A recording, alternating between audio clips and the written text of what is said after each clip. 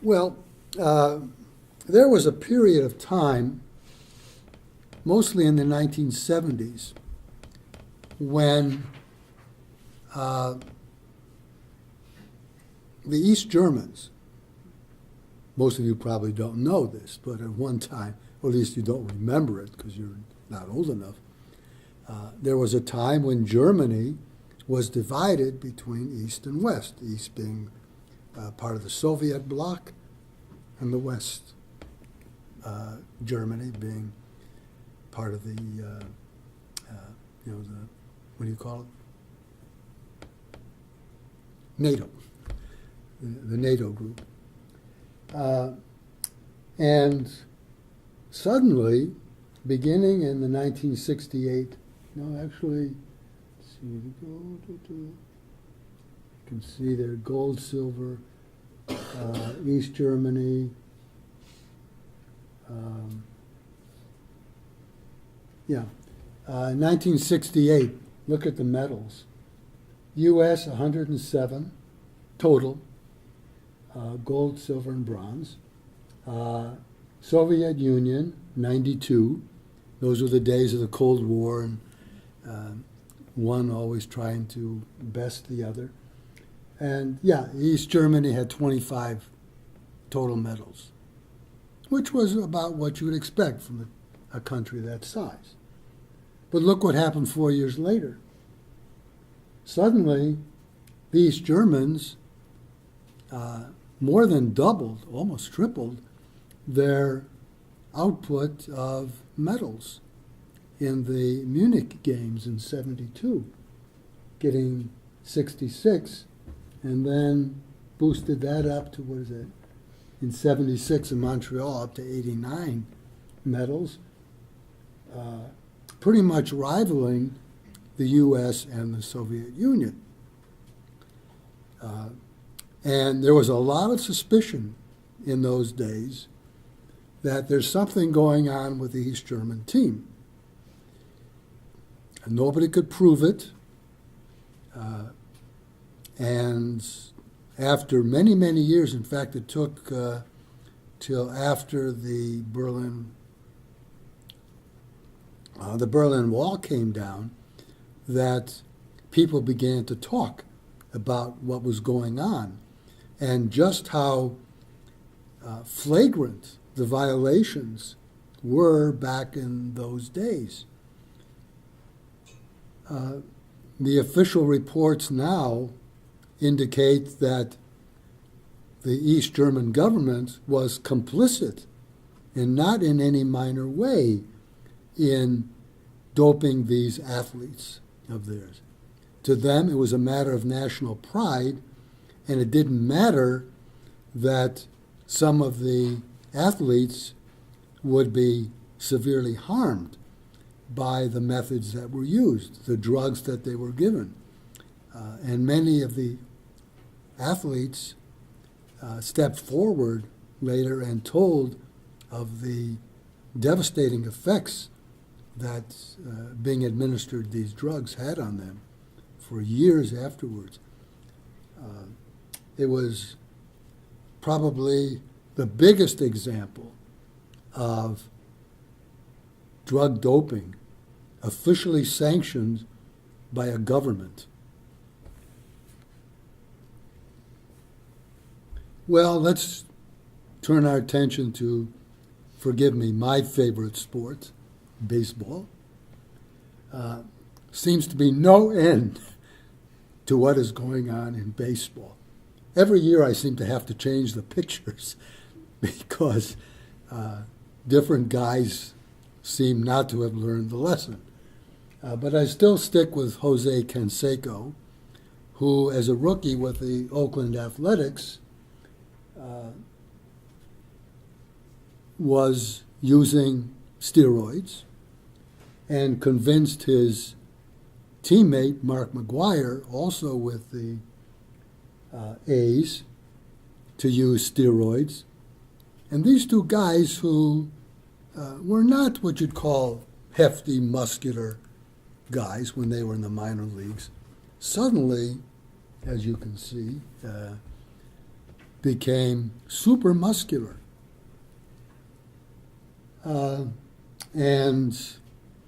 Canseco, after he retired, wrote a book about it. It was called Juiced, in which he admitted that he had used anabolic steroids while he was a player, and he also admitted that he had given those drugs to his teammates, like Mark McGuire, and who knows what other teammates received the drug. Well, that caused people's ears to pick up. And as we'll see in a few minutes, Congress got into the act. And we'll see why that happens. In more recent vintage, Manny Ramirez, who I think got traded around a lot. Maybe you remember, I think he was with the Los Angeles Angels last. Well, here's a guy who, yes? I don't mean to interrupt, but I heard on the radio a couple weeks ago that A-Rod there's rumors that he was involved in performance enhancement. Well, it's no rumor because it was about maybe 3 or 4 years ago, the word was out that he had used performance-enhancing drugs. I think it was in the 2003 season. I don't think he ever admitted it, but there was plenty of evidence. And in fact, I took his picture down because it was old news, but you're right.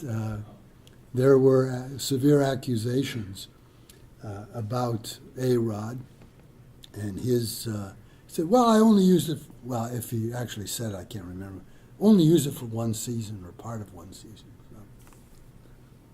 Anyway, some guys just never learn their lesson. Manny Ramirez was suspended for 50 games for using anabolic steroids. Well, then he got caught again. Drug tests showed that he had used the same drugs again, and he was going to be suspended for 100 games, which was part of the Major League Baseball's rules, and still is. Well, when he got caught the second time, he decided to retire. And I read the other day that he's now playing in China, that is in Taiwan, for some team there. But the case of Barry Bonds never seems to go away.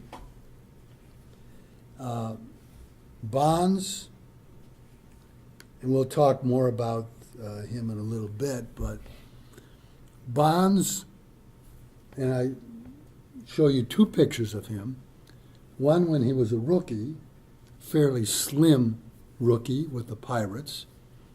And then another picture some 11, 12 years later with the Giants, in which he is obviously grown quite a bit, became much more muscular in that time. Well, he claimed that it was all due to a substance that was rubbed on his arms. And he never took anything internally. That's something that his trainer had rubbed on him that made him so muscular. He was called before a grand jury, and we'll get into why a grand jury in a little bit, but it was pretty obvious that whatever he told the grand jury was perjury. Of course, proceedings of grand juries are secret, but the word was out that he perjured himself, and in fact he was convicted. He was accused of perjury by the grand jury. On one count, he got off on 3 other counts, but on his claim that he never took the drugs internally. And if you follow these things, he was eligible for the Hall of Fame. the Baseball Hall of Fame this year. Didn't get in. Wasn't even on the ballot this year. And it's quite likely, given the case of Pete Rose, who was tossed out of baseball for gambling and has been made ineligible for the Hall, that Barry Bonds may go the same way and never get into the Hall of Fame, and that's a shame. Then we have the case of Melky Cabrera. Melky Cabrera, who really was not, he was more of a journeyman ball player until last year. And suddenly, for the first time, he made the All-Star game last year. He was, in fact, leading the major leagues in base hits. He was hitting .346, I believe, in August of last year, was second in the National League. He flunked the drug test and automatically was suspended for 50 games. Well, this brought up an interesting question. Suppose he he won't go to bat anymore this season, but suppose he wins by default the batting title. Should it be awarded to him? Well, they had decided immediately he would not be awarded the batting title, even if he should finish first. And his 50-game suspension ended just around the time of the playoffs. Should he be allowed to play in the playoffs? Technically, he would be eligible. Commissioner ruled, nope. He would not be eligible for the playoffs. So, in fact, he did not appear in the World Series last year because of that, even though his suspension was finished. And remember, they played the Tigers, but I guess they didn't really need him in the World Series because we got swept, unfortunately, by the Giants. But in spite of the fact that there are severe penalties, and you can argue whether those penalties are really severe enough, people are still people. People are still looking for the edge, even though they know what the consequences are if they get caught.